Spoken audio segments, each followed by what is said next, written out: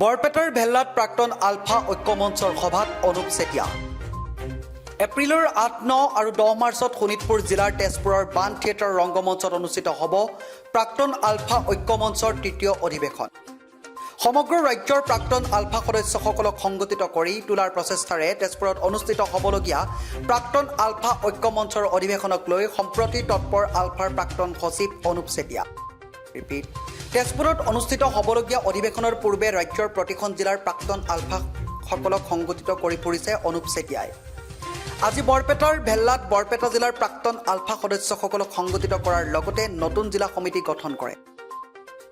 আলফা এতিয়াও এটা শক্তি হৈ আছে আৰু তেওঁলোকৰ অস্তিত্ব শেষ হৈ যোৱা নাই বুলি মন্তব্য কৰে অনুপ চেতিয়াই। ইপিনে আলফাৰ সৈতে চলি থকা আলোচনাক লৈও মন্তব্য অনুপ চেতিয়াৰ। প্ৰাক্তন আলফা ঐক্যমঞ্চ আলোচনাৰ সৈতে জড়িত নাই যদিও আলফাৰ সৈতে চলি থকা আলোচনা অন্তিম পৰ্যায়ত স্থবিৰ হৈ থকা বুলি ভাৰত চৰকাৰে আলফা আৰু আলফা স্বাধীনৰ সৈতে একেলগে আলোচনাত বহি এখন চুক্তি কৰাৰ পক্ষপাতী বুলি মন্তব্য কৰে অনুপ চেতিয়াই। ইপিনে অসমীয়া আৰু খিলঞ্জীয়া সংজ্ঞা নিৰ্ধাৰণৰ বাবে চৰকাৰক দাবী অনুপ চেতিয়াৰ। গামোচাক লৈ বিতৰ্ক উচিত নহয় এই বুলি মন্তব্য কৰি অসমীয়া কোন আৰু খিলঞ্জীয়া কোন সেয়া নিৰ্ধাৰণ কৰিবলৈ চৰকাৰক দাবী অনুপ চেতিয়াৰ। বৰপেটাৰ পৰা হিতেশ কুমাৰ নাথৰ ৰিপৰ্ট newsne7।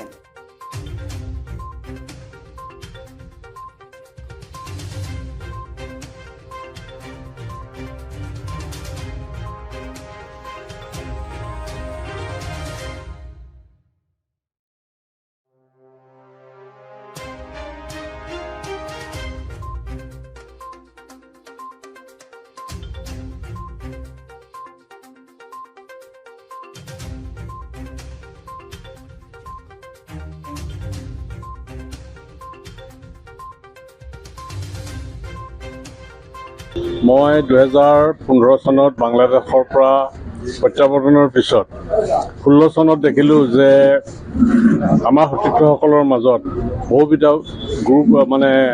গোট উপগোট হৈ আছে। নিজৰ মাজত মিলা প্ৰীতি এটা নথকাৰ নিচিনা ভাৱ হৈছে আৰু সঠিক নেতৃত্ব দিব নোৱাৰাৰ ফলতেই সদস্যসকল একত্ৰিত হ'ব পৰা নাছিল আৰু তাকে লৈ জনগণৰ মাজত আলফাৰ যিসকল প্ৰাক্তন সদস্য আছে তেওঁলোকৰ ওপৰত এটা কটু মন্তব্য কৰা, তেওঁলোকৰ ভাৱমূৰ্তি জনসমাজত একেবাৰে নিজ পৰ্যায়লৈ এচাম সুবিধাবাদী লোকে সমালোচনাৰ জৰিয়তে সংগঠনটোক থকা সৰকা কৰি আমাৰ সদস্যসকলক প্ৰায় এঘৰীয়া কৰি সমাজত স্থান নথকা নিচিনা এটা পৰিৱেশৰ সৃষ্টি কৰিছিল। আমি 2017 চনৰ ফেব্ৰুৱাৰী মাহত 16-17 ফেব্ৰুৱাৰী তাৰিখে আমি নগাঁৱৰ নেহৰু বালিত প্ৰথমখন অধিৱেশন আয়োজন কৰিছিলোঁ আৰু সেই অধিৱেশনতেই প্ৰাক্তন আলফা ঐক্যমঞ্চ আৰু শ্বহীদ পৰিয়ালসকলক লৈ শ্বহীদ পৰিয়াল ঐক্যমঞ্চ এই দুখন মঞ্চ গঠন কৰিছিলোঁ।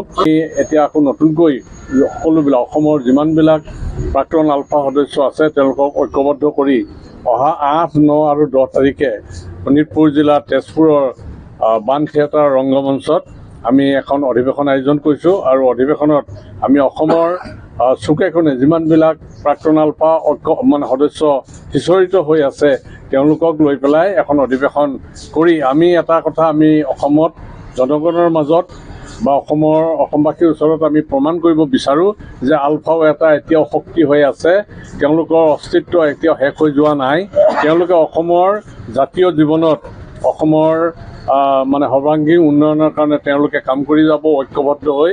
আৰু আমি সেইকাৰণেই গোটেই প্ৰাক্তন আলফা যিসকল সদস্য আছে তেওঁলোকক ঐক্যবদ্ধ কৰাৰ কাৰণে আমি প্ৰয়াস চলাইছোঁ। আজিও বৰপেটা জিলাত নতুন সমিতি গঠন কৰি আমাৰ যিটো আলোচনা প্ৰক্ৰিয়া আছে আলোচনা প্ৰক্ৰিয়াৰ লগত প্ৰাক্তন আলফা ঐক্যমঞ্চ জড়িত নহয়, কিন্তু আলোচনা প্ৰক্ৰিয়াত আলফা সংযুক্ত মুক্তি বাহিনী অসমৰ তৰফৰ পৰা কৰি থকা হৈছে। গতিকে আলোচনা প্ৰক্ৰিয়াটো একেবাৰে অন্তিম পৰ্যায়ত স্থগিত হৈ আছে। ভাৰত চৰকাৰে এটা আশা কৰিছে যে আলফা স্বাধীনৰ সদস্যসকলো যদি আহে বা তেওঁলোকৰ নেতৃবৃন্দও যদি আহে তেতিয়াহ'লে তেওঁলোকে দুইটা সংগঠনৰ আলফা সংযুক্ত মুক্তি বাহিনী অসম আৰু সংযুক্ত মুক্তি বাহিনী স্বাধীন এই দুইটা সংগঠনকে লগত লৈ এখন চুক্তি কৰাৰ তেওঁলোকে চিন্তা কৰিছে আৰু সেইটো কাৰণেই আমাৰ লগত আলোচনা প্ৰক্ৰিয়াটো বৰ্তমান স্থবিৰ হৈ আছে। গামোচা লৈ পেলাই বিতৰ্ক কৰাটো কেতিয়াও উচিত নহয়। এতিয়া এটা কথা তেওঁলোকে অসমৰ বিশেষকৈ অসমীয়া কোন ইয়াৰ সংজ্ঞাটো নিৰ্ধাৰণ নকৰাত, অসমৰ খিলঞ্জীয়া কোন ইয়াৰ সংজ্ঞা নিৰ্ধাৰণ নকৰাত, গতিকে আজি আমাৰ সকলোবিলাক আমাৰ ভাষা সংস্কৃতি লৈ পেলাইও এছামে বিতৰ্কিত কৰিবলৈ গৈ আছে, সুবিধা ল'বলৈ গৈ আছে। আৰু এইটো ক্ষেত্ৰত বিশেষকৈ অসমৰ ৰাইজ ঐক্যবদ্ধ হোৱা উচিত। আৰু এই ক্ষেত্ৰত যিহেতু সংগঠনবিলাকে নিজে এই সংজ্ঞাবিলাক নিৰ্ধাৰণ কৰিব নোৱাৰে, চৰকাৰে সকলোবিলাক সংগঠনৰ লগত আলোচনা কৰি, জাতীয় সংগঠনৰ লগত আলোচনা কৰি তেওঁলোকে ঐক্যমতৰ ভিত্তিত বিশেষকৈ অসমীয়া কোন আৰু খিলঞ্জীয়া কোন তাৰ সংজ্ঞা দুটা নিৰ্ধাৰণ কৰাৰ ব্যৱস্থা কৰিব বুলি আমি চৰকাৰলৈ আহ্বান জনাইছোঁ।